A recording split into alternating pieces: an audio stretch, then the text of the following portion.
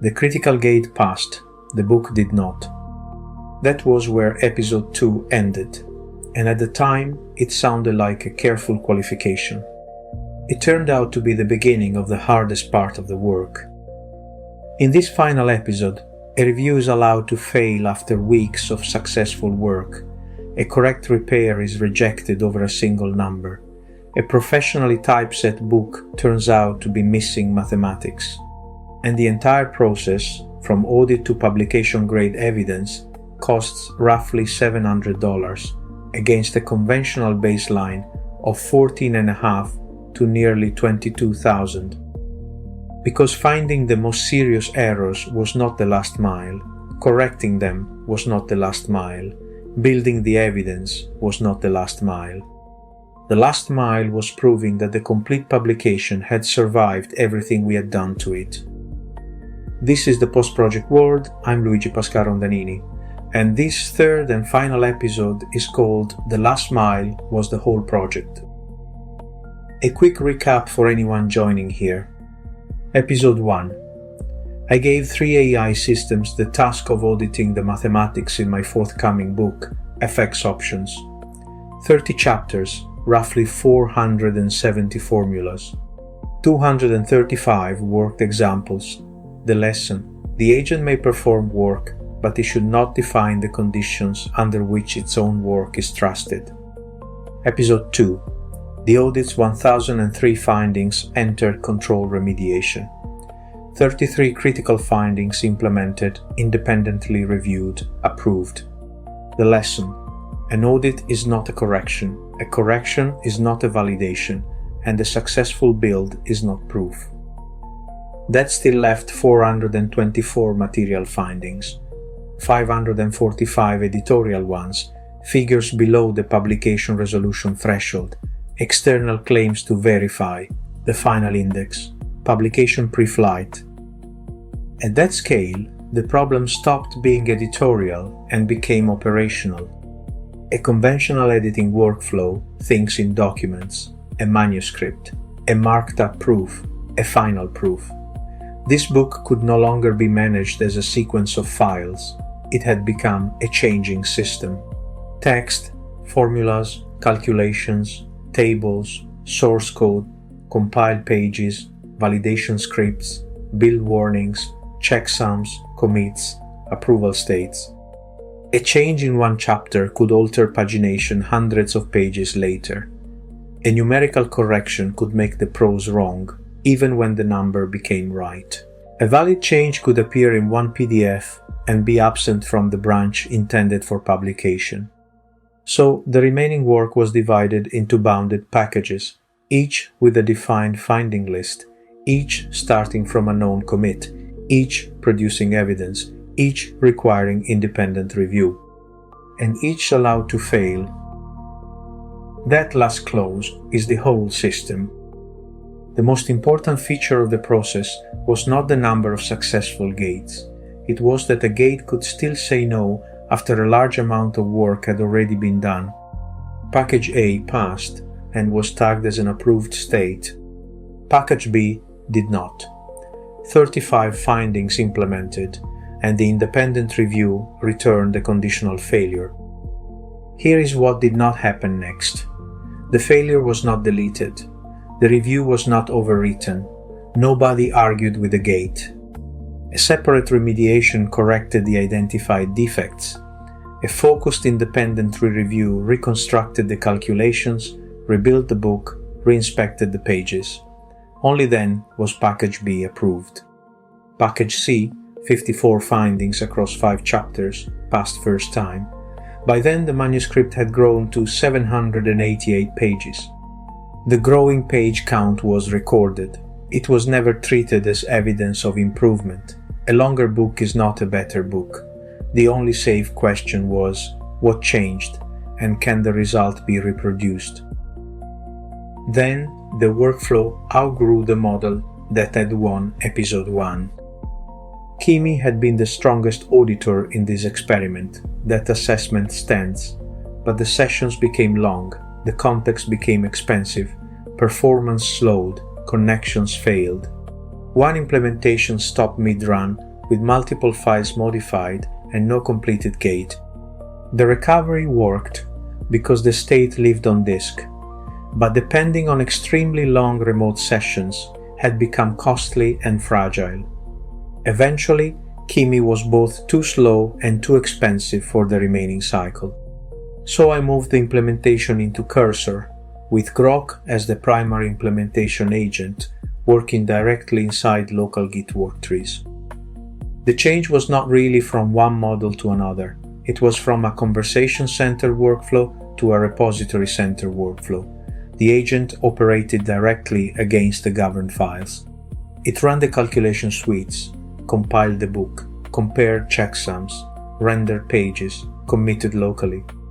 When the conversation ended, the project did not disappear with it.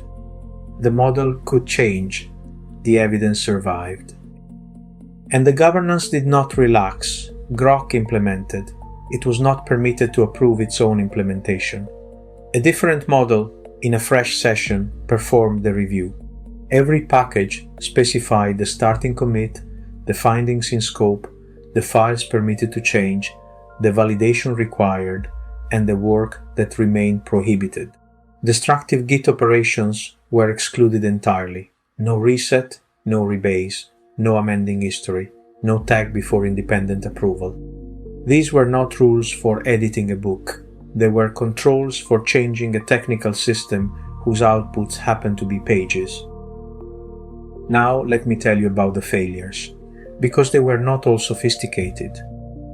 Windows locked all directories. A stale worktree lost its Git metadata and quietly became an ordinary folder.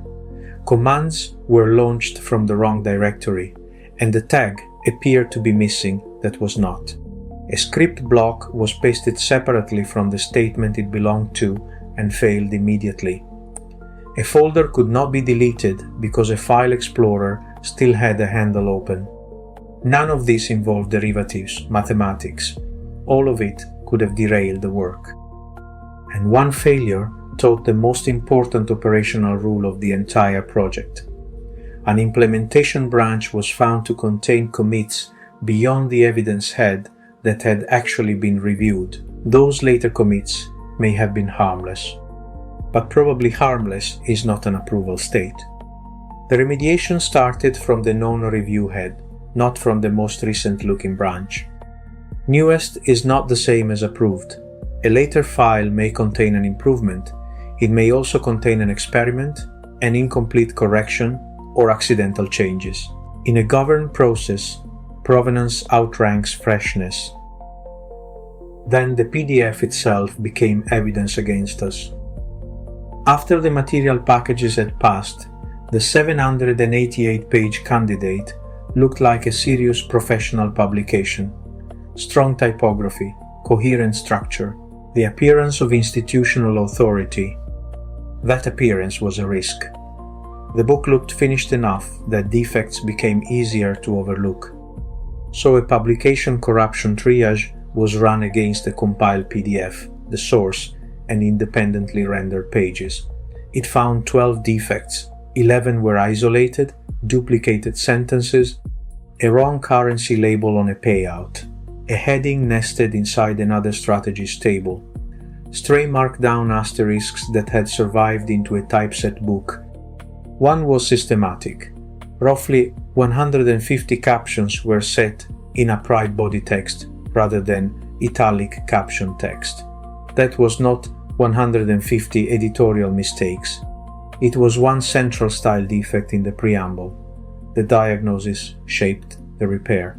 Isolated defects went into content packages. The caption issue went into a central style package. And 3 of the 12 were publication blockers. Missing Garman-Kohlhagen mathematics in Chapter 3. Missing subtraction operators in Chapter 12. Sit with that for a moment. A 788-page book had compiled successfully, repeatedly, while omitting mathematical content that changed the meaning of the affected passages. Compilation had succeeded, publication integrity had not. The repair of those blockers is my favorite story in the whole trilogy. The implementation touched exactly 2 chapter files. The missing mathematics was restored, the missing operators were restored, the deterministic checks passed. 63 out of 63 in chapter 3, 93 out of 93 in chapter 12. The book compiled cleanly at 788 pages, correct dimensions, 7 by 10 inches. The repaired regions rendered at 300 dpi. Readable, no clipping, no damaged alignment, checksums reproduced, no unrelated file had changed. The mathematics was correct, the implementation was correct, the visual result was correct. The independent review still returned a conditional fail. The reason was one number in the evidence.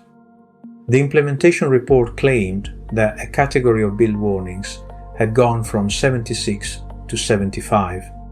The reviewer rebuilt both the baseline and the candidate from the exact governed commits in isolated work trees.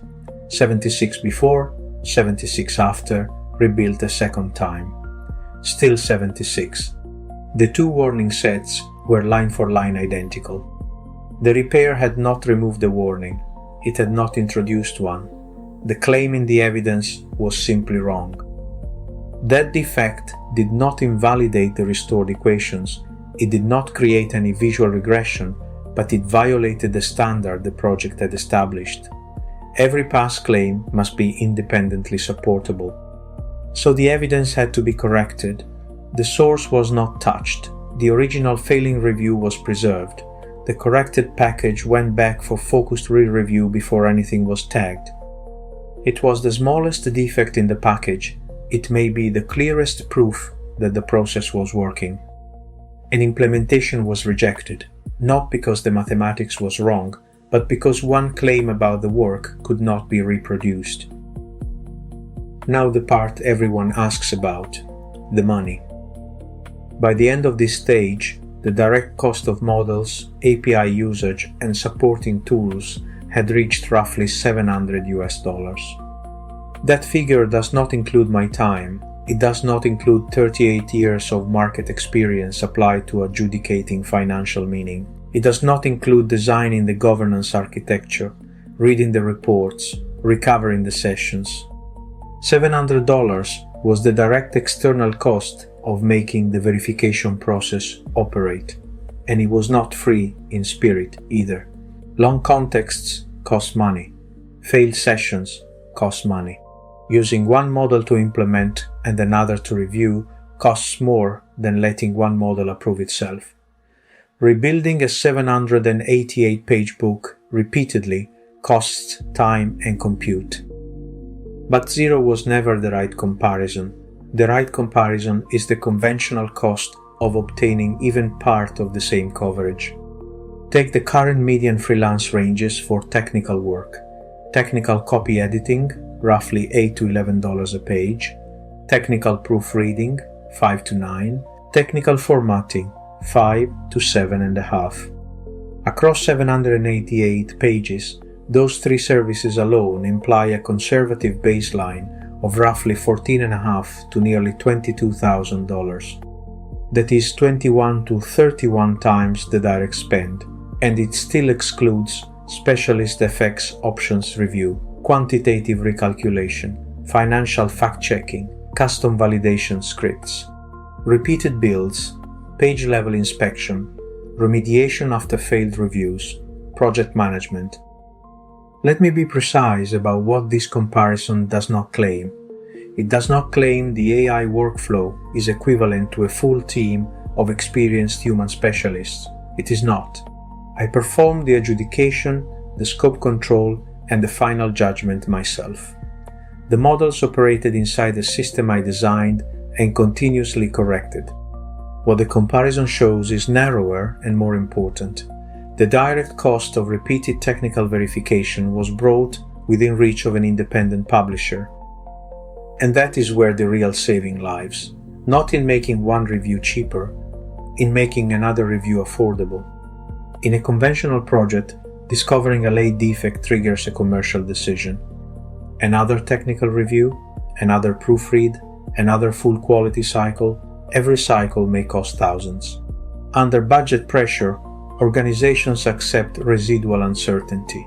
They declare the work sufficiently complete because reopening it costs too much. In this rebuild, the marginal cost of checking again was low enough that check it again remained a realistic instruction. A package could fail, the evidence could be corrected. Another model could challenge the result. The book could be rebuilt and compared with the approved baseline. That may be the most valuable economic consequence of AI-assisted technical work, not replacing expertise, not eliminating judgment, making verification repeatable. Throughout these 3 episodes, I have used the term control plane. It would be easy to hear that as the name of a piece of software. It was not. The control plane was the operating relationship among the models, the deterministic tools, the repository, the findings register, the validation scripts, the rendered pages, the independent gates, the persistent memory, and human adjudication. No single component was sufficient.